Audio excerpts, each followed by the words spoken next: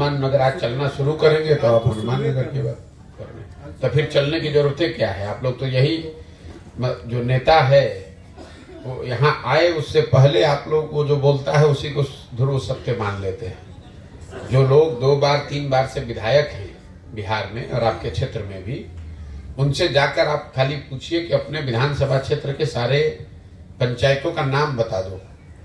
3-3 बार से जो विधायक सांसद है वो अपने अपने क्षेत्र का पंचायत का नाम नहीं बता सकता है। समस्या का तो बातें छोड़ दीजिए। मैं दावा कर रहा हूं कैमरे पर, आपके विधायक अगर यहाँ के पंचायतों का नाम बता दे बिना कागज देखे हुए तो आप जो कहिए मैं मान लेता हूँ।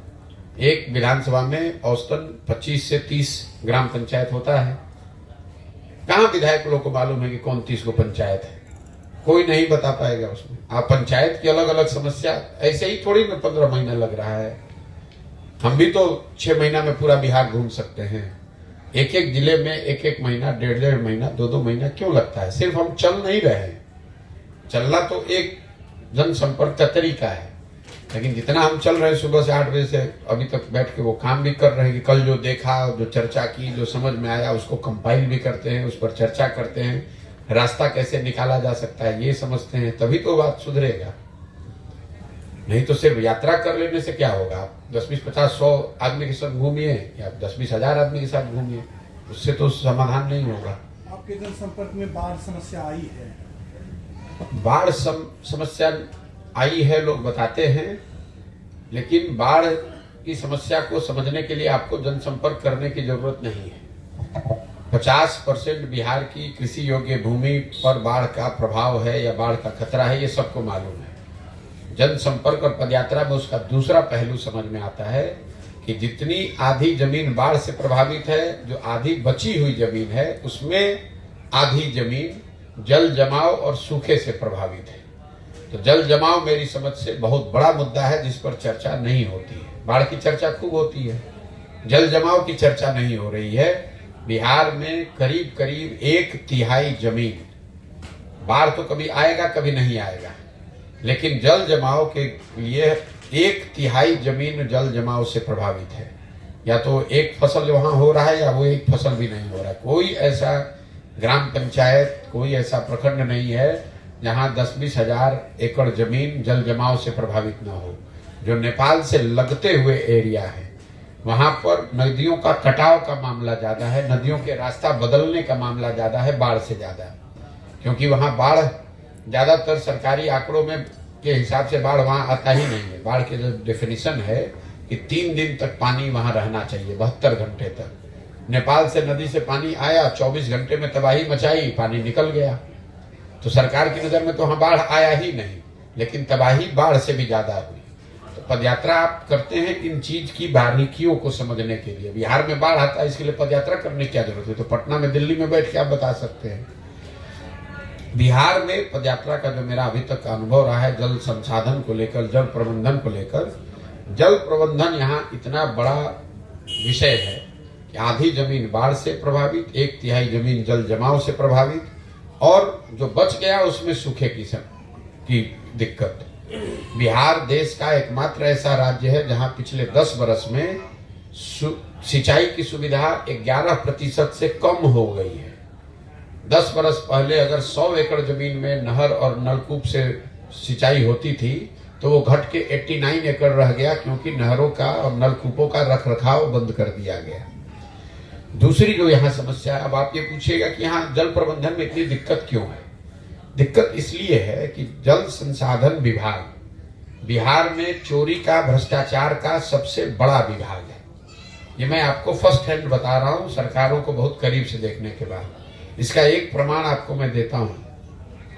बिहार में पिछले 30 बरस में ज्यादातर समय गठबंधन की सरकार रही हो, चाहे भाजपा नीतीश की हो, भाजपा लालू जी की हो, लालू कांग्रेस की हो।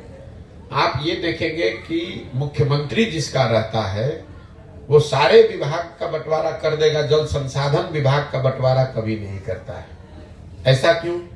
क्योंकि ये कमाने का सबसे बेहतर जरिया है। और सिर्फ कमाने का ही नहीं, कमाई तो आप लोग जो चोरी कर रहे हैं वो पथ निर्माण विभाग में भी करेंगे, भवन निर्माण में भी करेंगे, अन्य भी विभाग हैं। लेकिन दूसरे विभाग और जल संसाधन विभाग में फर्क ये है कि अगर सड़क टूटेगी, सड़क नया बनेगा तभी तो कुछ चोरी कीजिएगा। अगर खराब सड़क बनाइएगा तो पब्लिक को दिखेगा, हल्ला भी हो सकता है कि भैया यहाँ सड़क में चोरी हुई है। जल संसाधन विभाग में दो बड़े जबरदस्त फायदे हैं। एक तो इसमें आप खुद ही बांध तोड़ के बाढ़ लाकर उसमें पैसा सैंक्शन करके चोरी का उपाय लगा सकते हैं। दूसरा, चाहे जितना चोरी कर लिया, लिख दिया कि बाढ़ में बह गया, तो कोई उसका जांच नहीं है, पकड़ाने जाने की संभावना नहीं है। तो जल संसाधन विभाग सबसे बड़ा चोरी का यहाँ विभाग है, और इसीलिए जो लोग सत्ता में रहते हैं उसको छोड़ते नहीं है। और इसीलिए ये पूरी जो व्यवस्था है, कुछ तो वैज्ञानिक सोच का अभाव है कि इस पूरे पानी को बाढ़ के नजरिए से न देखकर इस पानी को अपनी ताकत समझी जाए। दुनिया में आज पानी की हर जगह कमी है, पूरे देश में पानी की कमी है, और बिहार में इतना ज्यादा पानी है। इस पानी का अगर सही सदुपयोग किया जाए तो कई चीजें आप उसको इसका फायदा उठा सकते हैं। लेकिन कुव्यवस्था, चोरी इतनी है कि आप सड़क पर चलते हैं तो एक साइड बाढ़ दिखता है, दूसरे साइड सूखा दिखता है। एक साइड खेत में पानी भरा हुआ है 9 महीने, इसलिए फसल नहीं हो रही है, दूसरे साइड पानी नहीं पहुंच रहा है, इसलिए फसल नहीं हो रही है। तो क्या लगता है कि सर ये बाढ़ जो है सत्ता वाले को ये फायदा देने वाली होती है? और इसी बिल्कुल भाई, सिर्फ बाढ़ नहीं, पूरा जो जल प्रबंधन है, बिहार में जो सिंचाई की योजनाएं चल रही हैं, मुझे लग रहा है कि महाराष्ट्र के बाद, एकदम मेरे पास इसका सही आंकड़ा नहीं है, लेकिन मेरा अनुमान है कि महाराष्ट्र के बाद सबसे ज्यादा सिंचाई की लंबित परियोजनाएं बिहार में है। 1950 से चली जा रही है। अभी मधुबनी में, दरभंगा में, आज से नहीं, ये 50 बरस से ये योजना चली ही जा रही है। न कभी उसको पूरा किया जाता है, न उसको बंद किया जाता है। वो परमानेंट कमाने का उपाय है। दूसरा, जो ये बांध की बात है, हर बार वही बांध सबको मालूम है। मतलब लोग तो गांव में ये बताते हैं कि पैसा देकर लोग बांध तोड़वाते हैं कि बांध टूटेगा तो फिर वहां पैसा आएगा।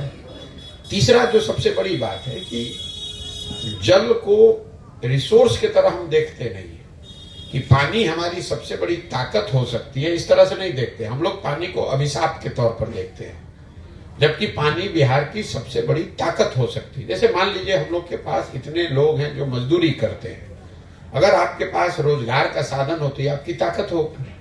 अगर रोजगार का साधन नहीं है तो आपके लिए अभिशाप है, लाइबिलिटी है। ये तो आप किस नजरिए से उसका इस्तेमाल करते हैं। सरकार की नजर में पानी कमाने का जरिया रहा है कि पानी से बाढ़ आने दो, तबाही मचने दो, उसमें कमाई करो। पानी से समाज की तरक्की कैसे होगी, बिहार का फायदा कैसे होगा, इसमें कैसे यहाँ इससे बिजली पैदा होगी, इससे सिंचाई कैसे होगी, इसकी चिंता नहीं है। सबकी चिंता यह है कि हर साल बाढ़ आए और उससे लूट हो, फिर अगले साल बाढ़ आए फिर लूट हो। सर हाल ही में जो अभी तो आपके जिले के ही जल संसाधन मंत्री हैं, और इस जिले की क्या दुर्दशा है बाढ़ और सूखे को लेकर, आप देख लीजिए। हम तो जितने प्रखंड से घूमकर आ रहे हैं, लोग अपशब्द ही बोल रहे हैं। कहीं कोई नहर, मतलब कि कहीं नहर खुदवा गया झूठ मूठ का, और वहां लोग बता रहे पानी ही नहीं आ रहा है, लेकिन खुदवा कर 2-4 जो भी कितने हजार करोड़ रुपए उसमें निकाले गए। दरभंगा तो उसका जीता जागता, जो मैं बात कह रहा हूं इसको तो आप देख सकते हैं दरभंगा में क्या हो रहा है। यहाँ का आदमी जल संसाधन मंत्री है, जबरदस्ती का काम पैदा करना, और बिना ये सोचे समझे कि उस काम का कोई लाभ है भी कि नहीं है। काम दीजिएगा तभी तो चोरी होगा, उसमें काम कुछ न कुछ पैदा किया जाए। अभी तक के पदयात्रा में क्या अनुभव रहा है, और सबसे बड़ी समस्या क्या है, नौजवानों को क्या फायदा मिलेगा? पदयात्रा के दौरान जो सबसे बड़ी समस्या मैंने देखी वो है बेरोजगारी और पलायन। अब आप ये कह सकते हैं कि बेरोजगारी और पलायन बिहार के सबसे बड़े मुद्दे हैं। इसको जानने के लिए पदयात्रा की क्या जरूरत है? पदयात्रा करने से पहले भी हमको इस बात का इल्म था, जानकारी थी कि बिहार में पलायन और बेरोजगारी सबसे बड़ा मुद्दा है। लेकिन पदयात्रा के दौरान इन समस्याओं के सामाजिक आर्थिक पहलुओं की समझ बनी और इनकी विकरालता का अनुभव हुआ। जैसे आप पलायन को ले लें, पलायन के बारे में हम लोग की सोच है कि बिहार से आंकड़े बताते हैं कि करोड़ों लोग नौजवान बाहर जाते हैं मजदूरी करने। लेकिन जब गांव में मैं इतने दिन से घूम रहा हूं तो मैंने पाया कि पलायन सिर्फ गरीबों का मुद्दा नहीं है। गरीब घर के बच्चे मजदूरी करने के लिए बाहर जा रहे हैं, लेकिन जो बिहार के नजरिए से समृद्ध परिवार हैं उनके बच्चे भी पलायन कर रहे हैं, वो नौकरी और पढ़ाई के लिए पलायन कर रहे हैं। पलायन हर परिवार को इफेक्ट कर रहा है। गरीब का जो बच्चा है उसको मजबूरी में जाना है, और जो समृद्ध परिवार के बच्चे हैं उनकी भी मजबूरी है कि उनको भी जाना है। परिवार की परिकल्पना ही बिहार में पलायन ने खत्म कर दिया। मान लीजिए हम 15 महीने से चल रहे हैं पैदल, तो बहुत आदमी बताता है भैया ये तो घर परिवार छोड़कर 15 महीने से चल रहे हैं, लेकिन जो आदमी ये बात बता रहा है उसको खुद नहीं इस बात का एहसास है कि उसके बच्चे भी 15 महीना में 1-2 बार ही घर आते हैं, क्योंकि लोगों ने इसको अपने जीवन की सच्चाई मान लिया। तो गांव के गांव 40 से 50% युवा जो है गांव का वो बाहर ही रहता है। जहां बाढ़ प्रभावित जो गांव पंचायत है वहां ये दर 70-80% है। ऐसे परिवार गांव में आप जाएंगे तो आपको ज्यादातर महिलाएं, बच्चे और बूढ़े मिलते हैं, नौजवान नहीं मिलते हैं। ऐसे परिवार जिसमें पति पत्नी, बाल बच्चे, माता पिता साथ में रह रहे हों, ये इक्का दुक्का ही गांव बचे हुए हैं, इक्का दुक्का ही घर बचे हुए हैं गाँव में। होली, दशहरा, दिवाली लोग साथ में परिवार मनाए, इसकी परिकल्पना ही धीरे धीरे खत्म हो गई है। यही हाल कमोवेश बेरोजगारी का है।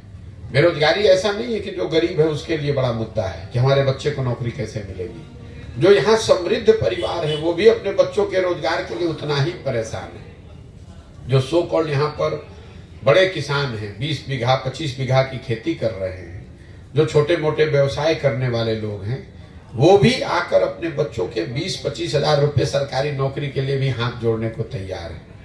संविदा पर तमाम लोग ऐसे काम करते हुए जब मुझे गांव में मिलते हैं, 6,000, 10,000, 12,000 रुपए पे नौकरी कर रहे हैं। उनसे पूछिएगा, वो 10 बीघा का मालिक है, लेकिन 10,000 रुपया के लिए भी नौकरी के लिए कुछ भी करने को तैयार है। तो बेरोजगारी और पलायन ये सर्वस्पर्शी समस्या है, सबसे बड़ी और सबसे ज्यादा दुखद।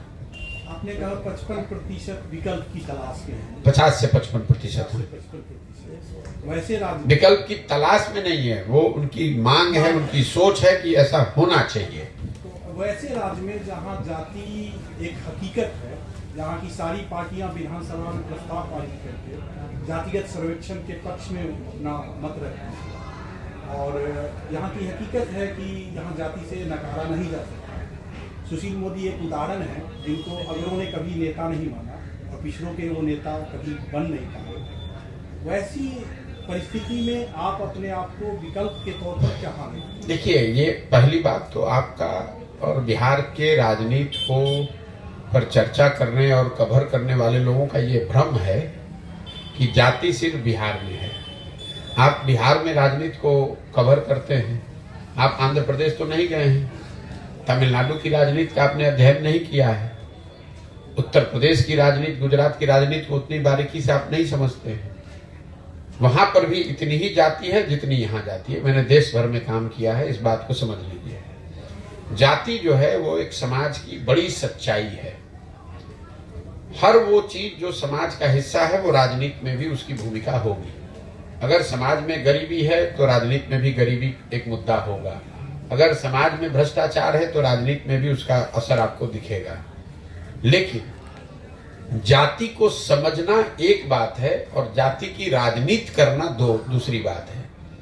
मुझे या जनसुराज को जाति की समझ यहाँ किसी भी दूसरे जाति के नेता से ज्यादा है, लेकिन हम जाति की राजनीति की बात नहीं करते हैं, हमें वो करना नहीं है। और ये सिर्फ हमारी बात नहीं है, बहुत सारे लोग जो बड़े नेता हैं उनको जातियों की बहुत अच्छी समझ है, लेकिन ये जरूरी नहीं है कि वो जाति की राजनीति करते हैं। आपने कहा कि बिहार में तो हर आदमी जाति की राजनीति कर रहा है, ये आपका भ्रम है। हर आदमी जाति की राजनीति नहीं कर रहा है। मैं रोज कैमरे पर कहता हूं, आपको क्या लगता है कि लालू जी जाति की राजनीति करते हैं? ऐसा आपको लगता है? हम रोज कहते हैं कि लालू जी जाति की राजनीति नहीं करते हैं। लालू जी अगर जाति की राजनीति करते तो वो ये कहते कि कोई यादव समाज का आदमी ही बिहार का मुखिया मुख्यमंत्री होगा और सब यादव जी लोग, आप लोग लालटेन को वोट दीजिए।